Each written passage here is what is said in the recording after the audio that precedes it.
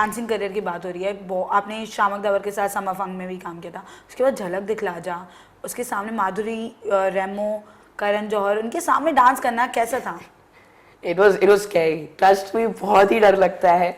मुझे अभी भी याद आ रहा है, मैं जब डांस करता था मैं I made sure I didn't look at the जजेस, क्योंकि अगर मैं जजेस के सामने देखूंगा तो मैं सोचने लगूंगा इनको मेरा डांस अच्छा लग रहा है नहीं लग रहा है, और मैं डांस भूल जाऊंगा। तो एक बार मैं कैरेक्टर ढीला कर रहा था और मुझे जजेस के पास जाना था और मुझे उनको मतलब बोलना था हाँ मेरा कैरेक्टर ढीला है, क्या चल रहा है सब। तो मैं वो करने गया और मैं जजेस की, मैंने बाय मिस्टेक करण सर की आंखों में देखा, और देखा तो he was enjoying, was like ये वाज क्लैपिंग, और उस ध्यान में मैं पीछे गया और पीछे स्टेयरकेस थे और मेरा बैलेंस गया। लेकिन मैं गिरा और फिर मैं उड़ गया तो सब हंसने लगे, मतलब सबको लगे कि एक्चुअल मोमेंट थी ये फनी। लेकिन फिर किसी को पता नहीं चला। Of course Remo sir is the mastermind, so उनको तो पता चल ही गया था कि वो गलती थी। तो उन्होंने कहा कि लेकिन जो मेरा उसके बाद का जो कंटिन्यूएशन था वो काफ़ी इंपॉर्टेंट था जो मैंने किया। सो वो एक बार मुझे याद है कि मैं जजेस के सामने कभी देखता नहीं था, लेकिन आफ्टर दैट डांस खत्म होता था तो पहले मैं जजेस को देखता था ऐसे, फिर वो सब हंस रहे, बोला हाशा भी खड़ा होता हूँ। तो अगर दर्शक फिर से कम बैक करेंगे अगर आप, तो कौन सी हीरोइन आपके साथ होनी चाहिए आपके हिसाब से? मैं कैसे डिसाइड करूँ? आपके हिसाब से आप किसके साथ करना चाहते हैं? नहीं, एज इन कोई भी हमारा लुकआउट वो होता है कि we like it's my mom dad and my, हम तीनों का डिसीजन होता है साथ में। एक्चुअली क्या होता है कि we look at it at the point of view of our family. Okay, अगर हम लाइक हमारा माई जो सिस्टर है, मेरे जो कजिन है, उनको जो मेरे साथ रहते, we are in joint family, तो उनके साथ जो रहते हैं हम लोग उससे सुनाते स्टोरी। अगर उन्हें अच्छी लगती है as an entertaining wise, message wise, तो हम सोचते हैं हाँ ये फिल्म करनी है हमें। So that's what we are looking forward to, as in a film which is liked by the crowd audiences, जिसमें एक अच्छा मैसेज हो। इट्स अ फैमिली फिल्म, और जो रोल मुझे खुद को पसंद आए। बहुत लोगों ने आपकी एक्टिंग को प्रेज किया है, आप किससे इंस्पायर हैं सबसे ज़्यादा? इंस्पायर्ड पता नहीं, आई थिंक मैं I don't think I am inspired from anyone, लेकिन मेरे घर पे जो कांच, मेरे रूम में एक्चुअली बहुत बड़ा मिरर हुआ करता था, और ट्यूशन्स मेरे जो पर्सनल होते थे बिफोर माय शूटिंग, वो उस कांच के सामने एक हमारा टेबल होता था, पढ़ना होता था, तो मैं कांच से ऊपर आता ही नहीं था, मतलब मैं कांच में ऐसे देखा करता था, ऐसे ऐसे मुंह बनाता था। सो तब से मेरे एक्सप्रेशंस एकदम एग्जैजरेट होने लगे, एंड दैट्स व्हेन मैं dramas like in school concerts और वो सब में करने लगा, और काफ़ी इंटरेस्ट थोड़ा बढ़ने लगा। And then this Taare Zameen Par came in the middle, and then life change. और फिर आफ्टर लाइक अभी 1 साल हुआ, 1-1.5 साल हुआ, जब मोहनलाल ने कहा बहुत हो गया, इस कांच का निकालना ही होगा अभी तो बहुत, मतलब, तो उन्होंने उस कांच को अब निकाल दिया, लेकिन एक छोटा सा कांच, में जानता हो कहाँ है वो।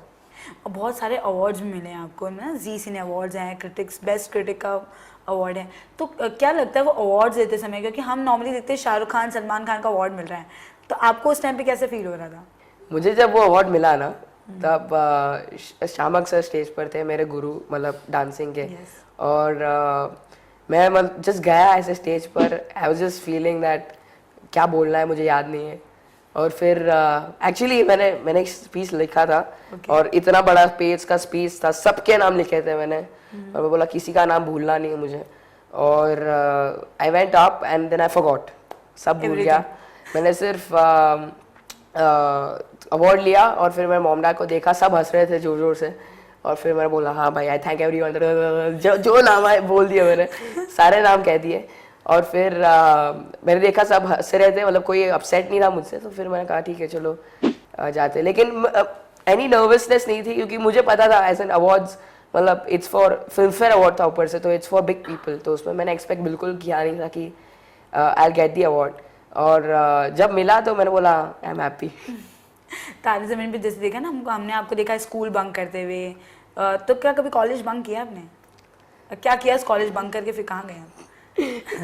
बंक नहीं कहते उसे एक्चुअली, कॉलेज में एक्स्ट्रा करिकुलर जो एक्टिविटीज़ करता था, तो उसके कारण हमारे कॉलेज के आजू बाजू में बहुत सारी जगह है जहाँ पर हम जाके डिस्कस करते हैं, हमारे प्ले स्क्रिप्ट्स, कुछ भी, मतलब एक्टिंग करना होता है तो वो करते हैं, या तो हमारे कॉलेज के टेरेस पर है जहाँ पर हम लोग डांसिंग प्रैक्टिस कर सकते हैं, ऐसा कुछ है। सो ज़्यादातर मेरा वक्त उधर ही जाता था, तो उसमें आई डोंट थिंक मुझे बंक करने का मौका मिला, लेकिन this was something better than bunking. Bunking में क्या होता था, फ्रेंड्स के साथ जाओ, घूमो, खाओ पियो, मज़ा करो। यहाँ पर क्या था, खाओ पियो मज़ा करो, लेकिन साथ में कुछ सीखो भी, और मतलब ऐसे एक प्रोफेशनल लेवल बन जाता है फ्रेंड्स के बीच में कि या वील डू दिस, ये इसकी सीन लेंगे ये वो, सो उसमें बहुत मज़ा आता था मुझे and I still do it. Dancing है, एक्टिंग है, डायरेक्टिंग अभी आप कर रहे हैं, प्रायोरिटी किसको देंगे आप सबसे पहले? ऑफ कोर्स एक्टिंग, क्योंकि वो मेरा पैशन हो गया आई थिंक। और सेकंड एक्चुअली मैं डांसिंग मेरा सेकंड लव हो सकता है, और डायरेक्टिंग तो अभी भी सीख रहा हूँ। एक गंदी फिल्म बनाई है मैंने तो I can't tell you much, लेकिन आई एम श्योर मुझे बहुत सीखने मिल रहा है, so I am making more films. अभी जो वैकेशन मिला है उसमें काफ़ी काम है, so this is all again with friends and all, so there is nothing on the big basis.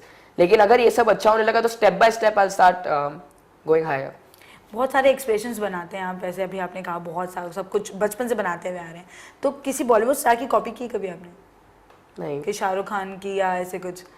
नहीं, मुझे बोलना नहीं आता इतना फास्ट, और शाहरुख जी ने इतना फास्ट कहा है वो डायलॉग, तो अभी भी नहीं आता मुझे वो डायलॉग इतना फास्ट बोलना। ट्राई कर लेते हैं एक बार। नहीं आता, क्या कर रहे हो आप actually. So it was fun, मतलब मैं देखता था एक्टर्स को। हम नॉर्मली फिल्म देखते हैं तो हम होता है ना कई बार हम कॉपी करने लग जाते हैं लोगों को, किसी की कॉपी करी है आपने कभी? नहीं, एक मुझे याद है तो एक हॉलीवुड फिल्म थी, उसमें एक ड्रैगन था, उसका आवाज़ खाली मैंने निकालने की कोशिश की थी क्योंकि उसका आवाज़ इतना भयानक था, और मुझे कॉफ होता था बहुत, तो कॉफ तो मैं कुछ बोलता था तो मेरा आवाज़ एक्चुअली उसके साथ निकलता था। So I used to try like that, but then फिर वो कॉफ चला जाता था तो फिर गया अभी, मतलब फिर मैं बोर हो गया। अच्छा, अभी अब जैसे अभी आपकी लास्ट मूवी 2012 में थी शायद, मिडनाइट चिल्ड्रन, उसके बाद अब कब सिल्वर स्क्रीन पे कब देखने मिलेंगे आपको?